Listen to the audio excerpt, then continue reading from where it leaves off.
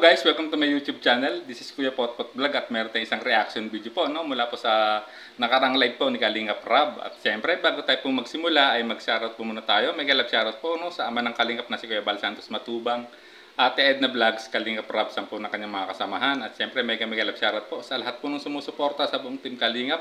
Isang mapagpalang umaga po, tanghali o gabi mga Kalingap, saan man kayong sulok na mundo, naroroon naway lagi po kayong gabayan ng ating poong may kapal. So ayan guys, simulan na natin ang ating maikling reaction video, no guys?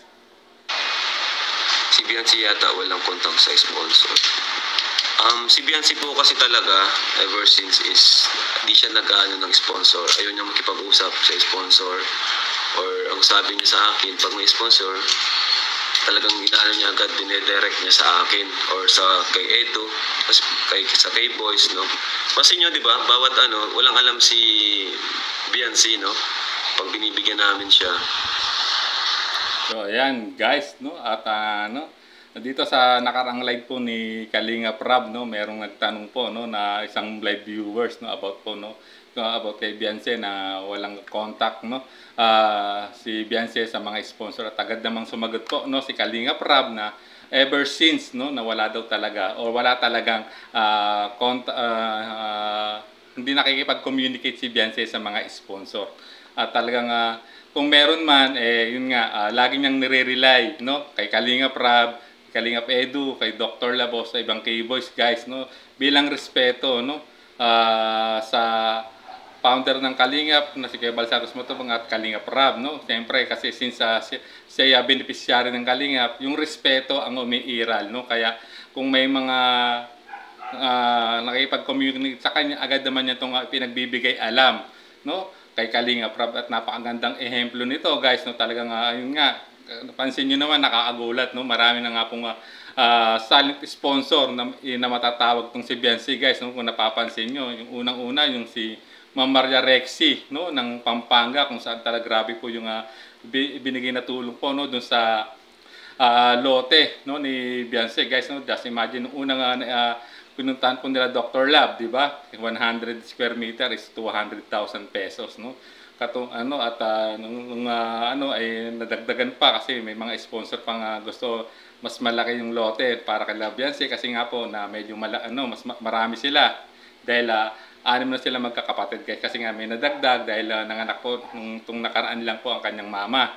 At nga tulad din po ni Mama Ping Propino, si Ma'am Ping, na isang sponsor din, big time na sponsor din, silent sponsor din, bigla na lang din talagang nag-sponsor kay Biancy, grabe din po yung itulong na binigay, at ganun din po si Sir Leo D, si Ma'am Amy Johansson ng Sweden, pare-pare sa silang mga big time sponsor na tahimik, tulad po ng sponsor ni Sir Lito ng G Group guys, kita niyo na napaka-simple, hindi sila nakikipag-communicate sa beneficiary ng Kalingap or kay Biancy, kundi ang kino-contact nila either Kalingap Rab at K-Boys lang, so talagang doon talaga bilang respeto, talagang pagrespeto sa Kalingap, siyempre parang alam nila na may guidelines na sinusunod na sa Kalingap tungkol diyan, so kung magbibigay tulong po sa mga beneficiary ng Kalingap, although tulad ng sinabi din ni Kalingap Rab na hindi naman masamang kaya lang makipag-communicate o direct contact sa sponsor, ngunit ito'y dapat ipag-ibigay alam sa kanya, sa kanila, para din alam din nila kung sakaling kung ano naman yung gustong iparating po ng sponsor doon sa beneficiary, which is napakaganda nga naman po talaga ng ganung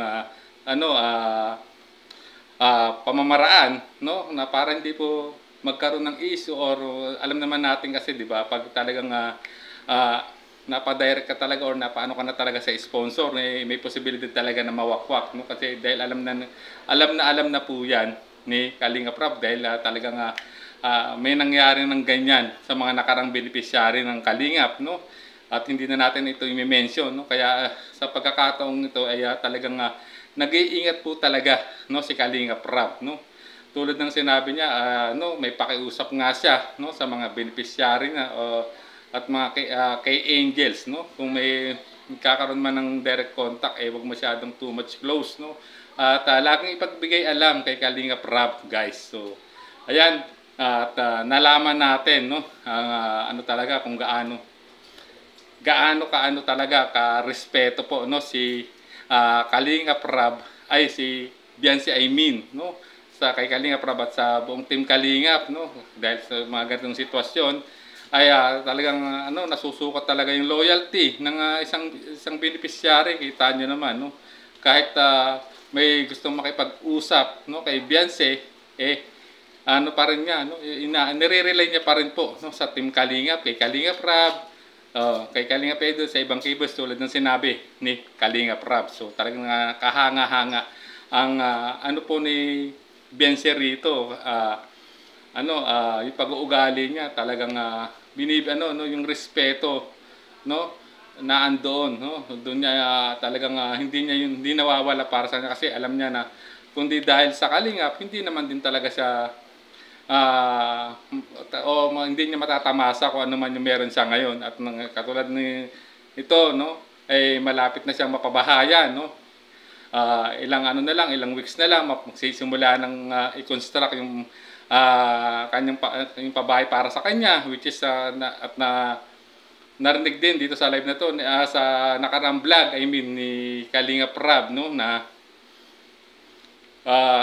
pumatanggap siya ng mga suggestion, no, mula sa nagbibigay tulong o sa mga sponsor ni Biancy na maging 2-story house, no, yung i-construct na bahay, no, para po kay Biancy, kasi nga sila medyo malaking pamilya, kasi 6 na sila magkakapatid, kaya napakaganda nung relationship between sponsors and Kalingap.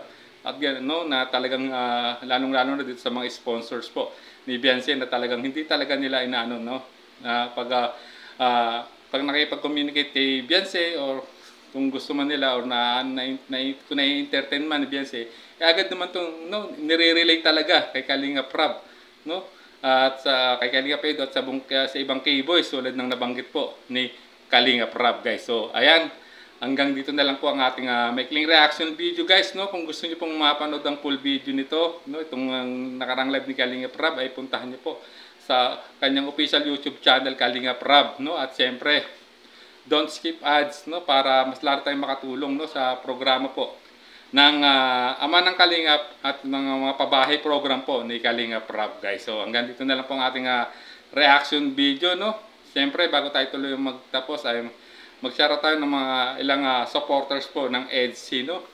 Mega love shoutout po, no, sa Kalingap Edu Global Supporters, no, EDC Global Supporters, EDC Solid Supporters, Kalingap Edu United Fans, EDC United Fans, Edbian Lovable Supporters, no, Team Panatag Official, no, Team Lutang USA, Edsinatics Dubai, ENV International, no, Edo and Biancy Best Friends, Kalingap Edu Warriors, no,